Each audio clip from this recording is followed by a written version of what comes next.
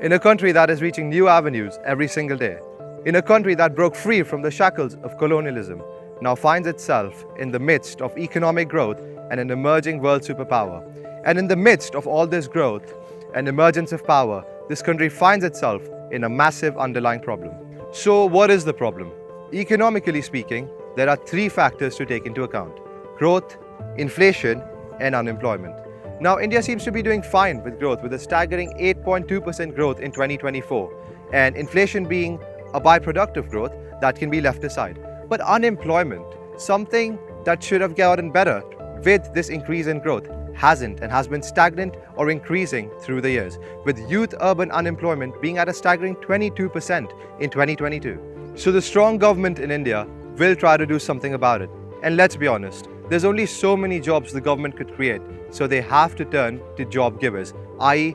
business owners, which is why the government of India will have to make legislature that incentivizes not only local residents but foreign residents to invest in India and to set up businesses in India. Which is why today we'll be touring the city of Hyderabad and asking job givers themselves the major challenges they face in this emerging economy of India.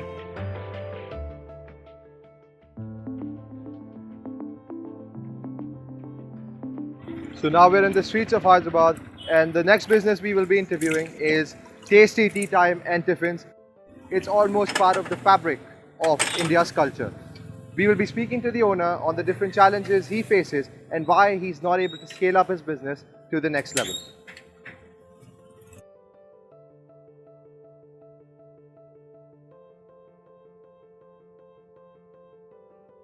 Hello भैया, क्या नाम है आपका? मेरा नाम NTS है। थोड़े सवाल पूछने थे आपके धंधे के बारे में। तो देख के तो लग रहा है आप मस्त चाय बना रहे हैं। और क्या क्या काम करते हैं आप यहाँ पे? मैं यहाँ पे चाय बनाता, हॉर्लिक्स बनाता, बूस्ट, हमारे पास जितने तरह की आइटम दिख रही है ना सामने, हाँ, वो पूरी तरह मैं बनाता। अच्छा अच्छा। और रही बात मेरे पास की जो लेमन टी है ना, इस एरिया में जितना भी है चाय टपरी, उससे सबसे बेटर लेमन टी हम देते हैं। हालांकि इतने सारे बिजनेसेस हैं करने को, आपने चाय की टपरी खोलना क्यों चुना? देखिए, हम चाय की टपरी खोलना इसलिए पसंद किए क्योंकि अभी का जो जनरेशन चल रही है ना, लोग चाय, कॉफ़ी, तरह तरह की प्रोडक्ट होते हैं, हॉर्लिक्स, बूस्ट, लेमन टी, ये सब ज़्यादा पसंद करते हैं, जिसके कारण से हम चाय की टपरी खोलना पसंद करते हैं। अच्छा अच्छा। और हालांकि अपनी टपरी बहुत अच्छी है, आपने इससे और बड़ी टपरी क्यों नहीं बनाई और बड़े स्केल में अपनी प्रॉपर दुकान खोल के? हम अपना प्रॉपर दुकान खोलने के लिए हमको ज़्यादा पैसे चाहिए था। इसको बड़ा करने के वजह बहुत है। जैसे अगर हम इसको बड़ा करते तो हमको पैसे चाहिए कि नहीं चाहिए? और पैसे चाहिए तो अभी उतना हम अपना बिजनेस ये वाला बढ़िया से सेटअप नहीं कर पाए हैं। बस इससे हम अपना रोजी रोटी कर रहे हैं, खा रहे हैं और परिवार को देख रहे हैं। तो देखिए, अगर हम ये बिजनेस को बड़ा करेंगे तो हमको पैसे चाहिए, और वो पैसे तो हमारे पास हो नहीं रहे हैं, तो फिर कैसे हम करें? इसलिए हमको कोई तरह से भी अगर सुविधा मिलती है, कहीं से भी मिलती है, अगर मान के चलिए, अगर हमको कहीं से आर्थिक सहायता मिलती है तो हम चाहेंगे कि वो उस सहायता को हम अपने बिजनेस के ऊपर लगाएं, ताकि हमारा बिजनेस ऊपर हो। और आप पूरी मेहनत करने को तैयार है अगर आपको पैसे मिले? देखिए, अपना परिवार और खुद को और अपने लोगों को सही से देख रेख करने के लिए तो मेहनत सब कोई करता है, और जब तक मेहनत नहीं कीजिएगा तब तक कुछ तो है नहीं। और आपका जो ये बिजनेस है, ये रजिस्टर्ड है कि अनरजिस्टर्ड है? नहीं, ये वाला बिजनेस मेरा रजिस्टर्ड है। अच्छा, रजिस्टर्ड है। हाँ। और यहाँ पे आप जो ऐसे ठेला लगाते हैं, हाँ। वो उसके लिए आपको अपनी पुलिस रोकती टोकती नहीं है? देखिए, मैं ठेला लगाता हूँ या मैं अपना बिजनेस यहाँ पे रोड के किनारे लगा के रखा हूँ, यहाँ कोई तरह की पुलिस आके अभी कोई तरह की दिक्कत नहीं की है। और रही आगे की बात, तो आगे की बात आप चाहे हम कोई नहीं जानते। और अभी हाल ही सरकार बदली है तेलंगाना में। हाँ। तो उसका कुछ इम्पैक्ट हुआ है आपको धंधे में या पुलिस चेकिंग में? देखिए, जिस तरह से अभी सरकार बदली हुई है, नया सरकार इंडिया में बनी है, तेलंगाना में भी सरकार बनी है, तो अभी तक कोई तरह की पुलिस से इशू हमें नहीं हुआ है। देखिए, सरकार की तरफ से हर कोई मदद चाहता है, वो तरीका हमें ये दुकान के बारे में तो पता नहीं है। जब हमें पता चलेगी कि नहीं, सरकार से हमें थोड़ा लाभ लेनी है, अपने आप को थोड़ा आगे करना है, तो मैं सरकार से वैसे लाभ लेने के लिए तैयार हूँ। और हर कोई चाहता है कि हम जब तक हम किन्हीं दूसरे से मदद नहीं लेंगे तब तक हम आगे नहीं बढ़ेंगे। तो उसी तरह हम भी चाहते हैं कि हम भी आगे चल के सरकार से थोड़ा बहुत सहायता लें ताकि हम खुद को और अपने बिजनेस को आगे बढ़ा सकें।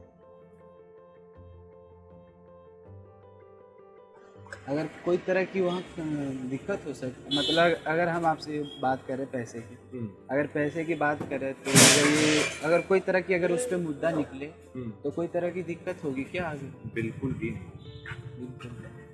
कि अभी अभी आज वीडियो बन गई, कल नहीं, परसों नहीं, 6 महीने नहीं, 1 साल के बाद अगर वो चीज़ पे मुद्दा उठती है ना तो फिर एक अलग तरह की दिखा। मैं भी जान रहा हूँ कि ये हम आप जैसे आप एक वीडियो के माध्यम से सरकार को दिखाना चाहते हैं कि देखिए हमारे पास बहुत सारे लोग हैं जो बिजनेस करते हैं, उनके पास आर्थिक स्थिति खराब होने के कारण वो अपना बड़ा नहीं कर पा रहे हैं। तो उनको आप रजिस्टर्ड कीजिए, उनको किसी भी तरह से आप सहायता कीजिए, वो अपना बिजनेस आगे फैलाएगा, जिससे बेरोजगार लोग रहते हैं ना उनको भी काम करने का जगह मिल जाएगा।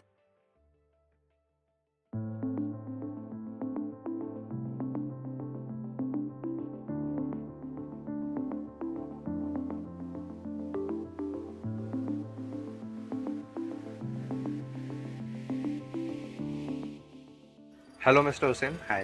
Nice to meet you. So, tell us about your restaurant. What all do you serve here, and your origin story. What made you come up with this idea? First, I'll tell you my name. My name is Sheikh Tajamul Hussain, and I'm a 57 years old. Oh wow. Okay. My background is I'm a computer engineer, hardware and network engineer, and I work in Middle East for 20 years. I have visited to US and Canada as a visit, and now since 2020, when I came to India, that time I was free. I was just I was just planning to do some work. Then my son, he searched on online this Lou Cafe. It is for like social service and Swachh Bharat, helping other peoples. So I was excited to do this job.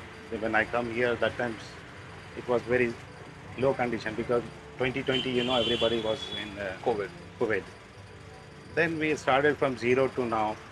Alhamdulillah, it's fine. And we are doing like social service and as well as our small business. We are selling snacks, tea, coffee, soft drink, water bottles. With me, I have 4 staff, and it's running well. How many staff members do you have? I have 4 staff. And they are family or hired staff? They have family, and 3 families, and 1 is bachelor. So I had some of these pastries here, and they're absolutely delicious. So my question to you is, what is stopping you from creating hundreds or thousands of friends cafes like these across India, across Hyderabad? Yeah, to be honest, as you said, you like my food, okay?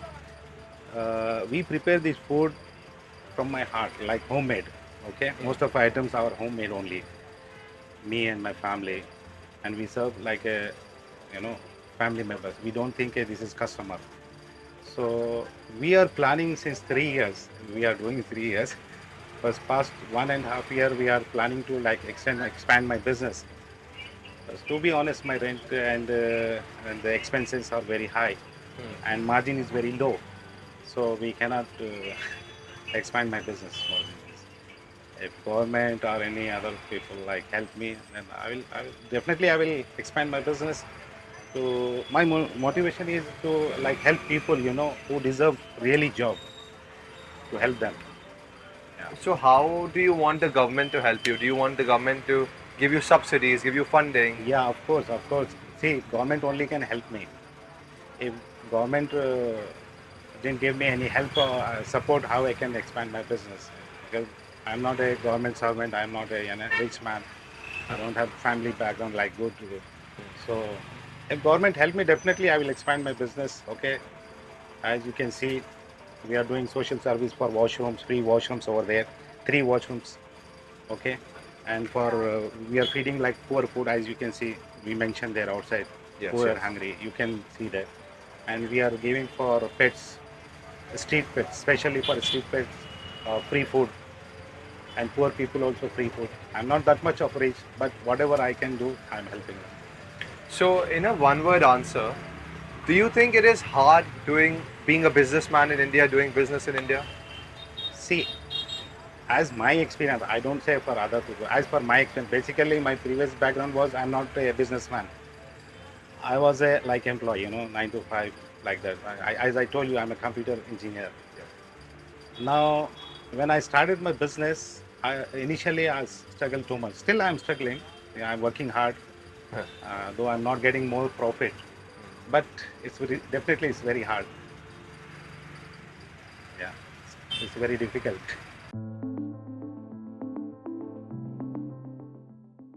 Up next on the list, we have Tirumala Jewellers, some of the finest jewelry in Hyderabad, having a revenue of over $15 million. And we'll be speaking to the owner himself and finding out what major challenges do they face.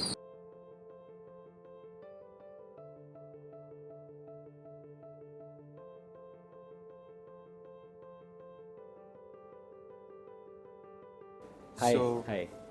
what's your current industry and why did you choose it?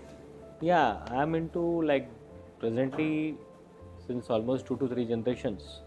I'm into jewelry manufacturing and jewelry retailing, and we have been into this. Has been my family trade, and because we have in those days we didn't have much of options, much of exposure to do some other trade. So we preferred to join I preferred to join my family trade, and because of that I'm into this.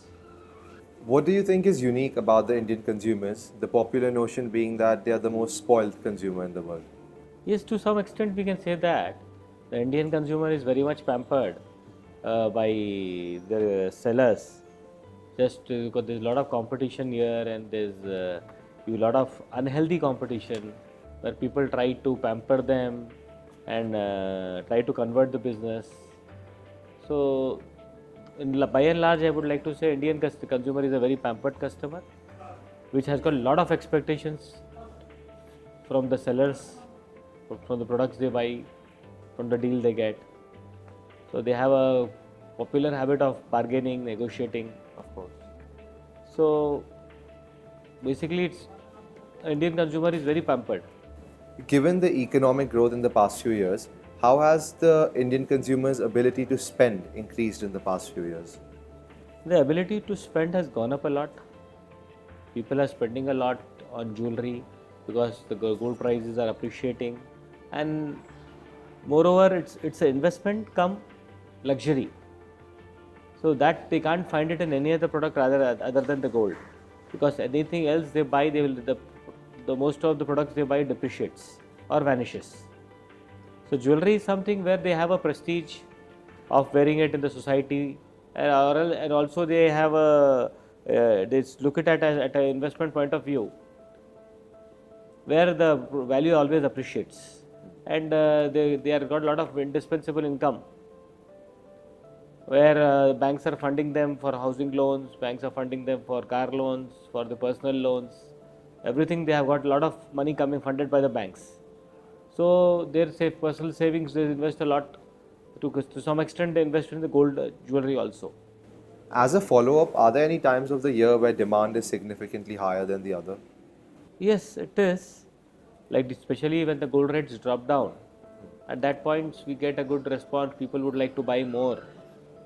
So people will irrelevant to the current demand they have. The only interest they will have is to invest in gold. So there is when the gold prices drop, when the festival seasons are there, the wedding seasons are there.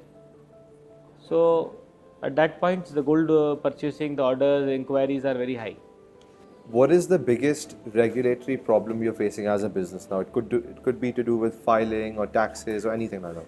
In one way, the Indian government is promoting all digital payments, where we get a lot of plastic money in the industry here. The plastic money we get, the debit cards and the credit cards, and banks are discounting and giving us discounting from tune of 1.5% to 4%, where our business doesn't have so much of margins to accommodate these expenses of this credit card commissions, and the customers are unwilling to pay that. So when government is promoting this digital payment processes, so they shouldn't charge anything on the credit cards, the debit cards. They should not charge anything on that.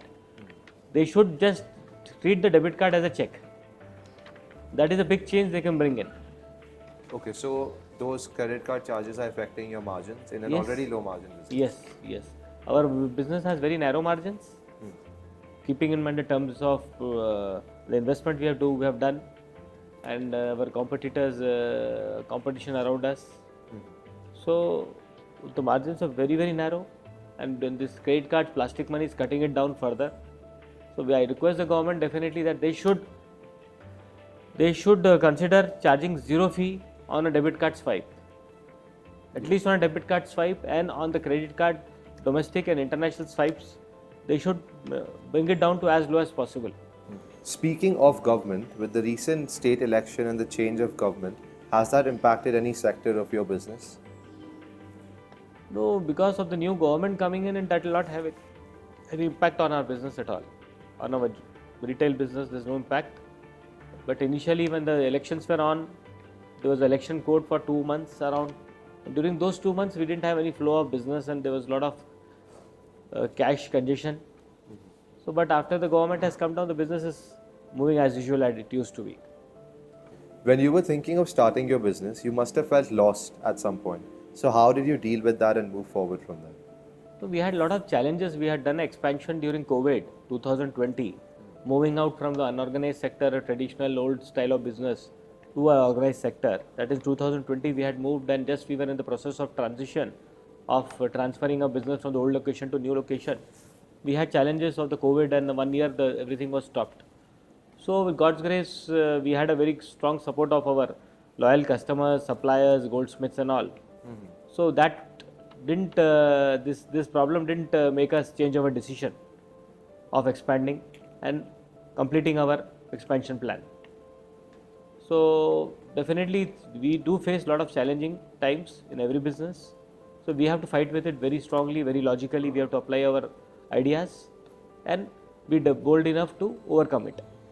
What is stopping you as a business to expand pan India now? No, it's a lot of restrictions that we want to ride very safely. We don't want to borrow a lot of bank money, public money, and we want to be very peaceful because we don't want to expand because we don't have much of family hands to work. So 80% of work is done by me. So we don't want to expand because a lot of manipulations there, a lot of pilferage is involved during expansion. So we want to avoid all those things, and we don't want to play with the bank money because bank money is a public money. So we prefer to expand in this existing business, and we got a scope of doubling our business here itself. So we are on the verge, we are on the planning and process of changing our strategies, ideas of expanding our revenue in this existing premises. Okay, which sounds like a really healthy business. Yes, it is very safe and healthy. What, according to you, is the biggest hurdle for anyone trying to start a business in India today? Biggest hurdle I see is the funding, because it's very difficult for a new startup to get funding until he's proven himself successful. The banks are not funding. Capital is a very big thing today. The capital needed is very high for any business you do. So because a lot of competition, a lot of established players are there in every sector. So funding is one of the big challenge we have. We have a big challenge of manpower. Getting loyal manpower, getting good people to work with a lot of focus and interest and loyalty is a big challenge in India. Yeah. Okay. Is finding workforce hard? Yeah, it is quite hard, and judge people's honesty and integrity levels is a big challenge what we are facing today, and lot of disintegrity issues are there. Lot of I would to say people's loyalties are not matching as per expectations. Lot of secrets and strategies go out of our business, and it is shared with our competitors through our staff, through our team. So that is the big challenge we face. The major challenge is the integrity issues. Speaking of some technicalities, you must be importing gold from outside of India. So does the customs department ever give you any unnecessary headaches regarding that? No, we don't face, but we are not importing directly from abroad. We are buying gold mostly from the bullion dealers who are importing here, because direct import has a lot of hurdles, lot of compliance, lot of banks partiality, because banks are favoring the existing bullion importers, so they are discouraging small importers like us, because the existing importers have big volumes. So they don't want to get into small volumes, and they're discouraging us, and the charges being applied to us and the charges being applied to them vary a lot. So we prefer not to get into this and prefer to make it simple. We prefer to buy from our existing bullion importers. Lastly, what tips do you have for any entrepreneurs who want to start their business in India? Yes, definitely I have. I suggest and to the upcoming startups and the upcoming entrepreneurs, I suggest they have to work business with a lot of transparency, and so that business will grow. There should not be hidden charges, there should not be hidden costs, there should not be hidden pilferage, hidden quality issues. They should have a good quality check on whatever they sell or market. So definitely India is a very bright country. It is a land of opportunities where we can see a lot of growth coming in, because we have the biggest population here and biggest young population here, and a lot of spending power here in the country here, and we see a big change in the coming years, irrelevant to whichever government prevails. Whichever government prevails here, whether the existing one and the new government, anyone who prevails, irrelevant to that, nobody can stop the growth of our country. We surveyed and interviewed over 200 businesses over the past 15 days, and one point kept coming back: the reluctance to speak against the government. Now, speaking against the government doesn't mean speaking bad about them. It means pointing out their mistakes that could be fixed otherwise. Now, this is something we saw with the interview of the Tasty Tea Time owner. And this is something we also saw with 89% of other businesses that we interviewed and surveyed. The government here should try and intervene and try and foster a community that builds upon constructive criticism and feedback, and try and solve these problems to ensure that India is a better place to do business in. As you can see, registering your business completely in India takes so much longer than a country like Singapore, which is why businesses become incentivized to set up there. Taking this data into account, starting Macho Bites in India would have taken me around 5 months, whereas it only took me 1 month in the UK. However, credit where due, new systems such as GST are modernized and take as little as 2 to 7 days to get registered. This is commendable, and all the Indian government has to do is modernize all its other registrations and bring them to the 21st century. Thank you everyone for watching. I hope you learned something out of this video, and if you like the work we do and if you want to get involved, join the British Youth Forum. Thank you.